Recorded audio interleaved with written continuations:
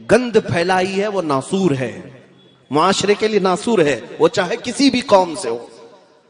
اگر میرے دین کا ہے، میرے آقا نے تو بہت سخت سزا سنائی۔ ہم یہ نہیں دیکھتے ریپ کرنے والا کون ہے۔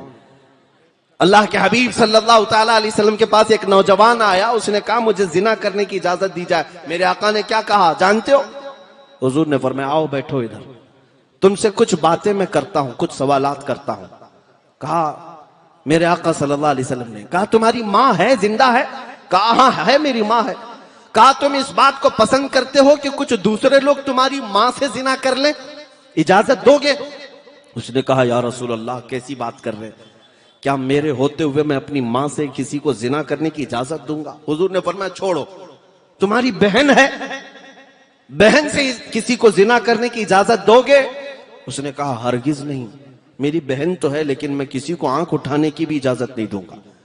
میرے آقا نے فرمایا تمہاری خالہ ہے، چاچی ہے، پھوپھی ہے، فلاں ہے؟ اس نے کہا سب ہے لیکن کسی سے بھی زنا کرنے کی اجازت نہیں دوں گا۔ میرے آقا نے پھر مسکرا کر کہا جس عورت سے تو زنا کرنے کی خواہش کر رہا ہے اے نوجوان، یقیناً وہ بھی کسی کی بہن ہوگی یا بیٹی ہوگی یا خالہ ہوگی۔ جیسے تیرے دل میں احساس ہے اپنی گھر کی عورتوں کی عظمت کا، اسی طرح دنیا کے ہر فرد کو اپنے گھر کی عورتوں کی عظمت کا خیال ہے۔ جیسے تجھے پسند نہیں تیرے گھر کی عورتیں زنا کریں، اسی طرح کسی اور کو بھی یہ پسند نہیں کہ ان کی بہنوں سے تو زنا کرے۔ اس نوجوان نے اٹھ کر کے توبہ کیا۔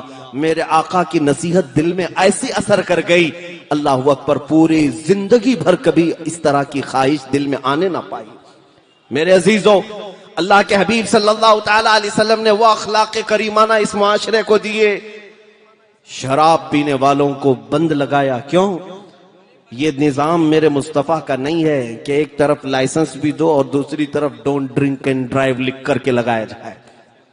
ہاں، ایک جگہ یہ لکھ کر کے لگائے شراب پی کر گاڑی مت چلاؤ، اور شراب کون بیچ رہا ہے؟ تم ہی بیچ رہے ہو۔ ایک طرف کھلی چھوٹ دے دی جائے ان کو، اور پھر شراب پی کر نشے میں آ کر کے گھر میں عورتوں کو مارنے والے کو سزا بھی دی جائے۔ یہ اڈے کیوں نہیں بند کرتے؟ یہ اڈے کیوں نہیں بند کرتے؟ یہ میرے آقا صلی اللہ تعالی علیہ وسلم کا نظام ہے جس سے عقل میں فطور آتا ہے۔ میرے آقا نے ایسا کوئی کام اپنی امت کو نہیں دیا، کوئی کام اپنی امت کو نہیں دیا۔ اے نوجوانوں، اگر کوئی نشہ کی طرف گیا ہے تو خاص توجہ سے سن لے۔ مجھے ایک نوجوان کی بات بہت بھلی معلوم ہوتی ہے، مجھے بہت اچھی لگی، اسی لیے میں کئی جگہ ذکر بھی کرتا ہوں۔ ایک وہ آسٹریلیا یا یورپ کا رہنے والا مسلمان نوجوان ہے۔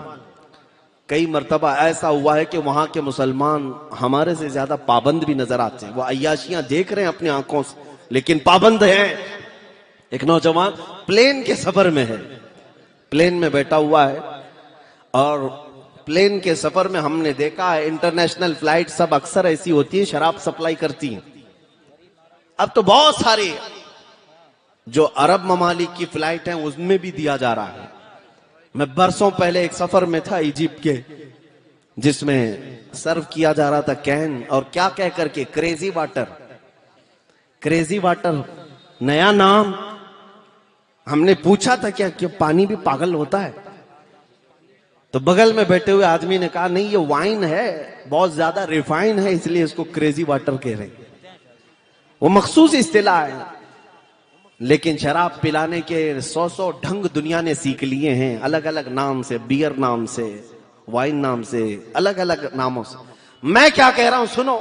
وہ نوجوان پلین کے سفر میں ہے، سرو کرنے والی خاتون شراب اس کو دیتی ہے، اسے منع کر دینا چاہیے تھا، نہیں خواہش نہیں ہے، لیکن جواب میں اس نے کیا کہا؟ آئی ایم اے مسلم۔ یہ جملہ بہت چبھ جاتا ہے کچھ لوگوں کو، گڑ جاتا ہے۔ وہ کھڑی ہو گئی، کہا کہ ٹھیک ہے آپ کو نہیں پینا نہ پیتے، یہ کیا کہہ رہے ہو کہ میں مسلمان ہوں؟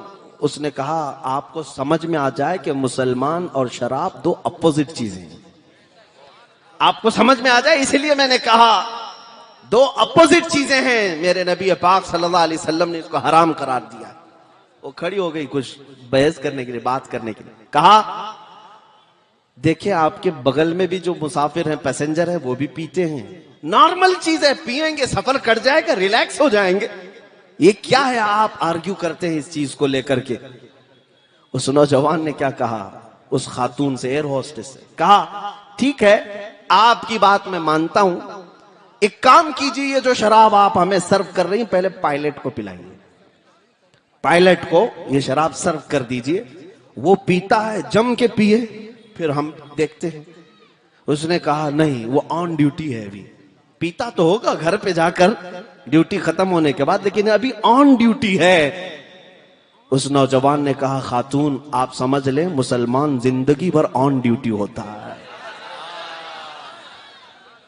اس لیے آپ ڈرائیور کو نہیں شراب پلاتے کہ نشہ میں آئے گا تو پیچھے بہت سارے لوگ اس کی ذمے میں سفر کر رہے ہیں، اور چلانے والا اگر خطا کر گیا تو پیچھے سارے خطا کر جائیں گے یا ان کی جان ہلاکت میں آ سکتی ہے۔ اسی لیے میرے آقا صلی اللہ علیہ وسلم نے ہر مسلمان کو یہ حکم دیا کہ تمہارے پیچھے ایک نسل کھڑی ہے، اگر تمہارا قدم ڈگمگا گیا تو یہ پوری نسل برباد ہو سکتی ہے۔ یہ عظیم اخلاق میرے آقا کے ہیں، معاشرے کو نشہ سے پاک کیا ہے۔ نبی پاک صلی اللہ تعالی علیہ وسلم نے جس دن مدینہ طیبہ میں اعلان کیا تھا کہ شراب حرام ہے، جانتے وہ دن کیسا تھا؟ حضرت انس فرماتے ہیں، چھوٹی عمر کے تھے حضرت انس، کہتے میں شراب خانوں میں پیالے بھر بھر کر لوگوں کو پلاتا تھا۔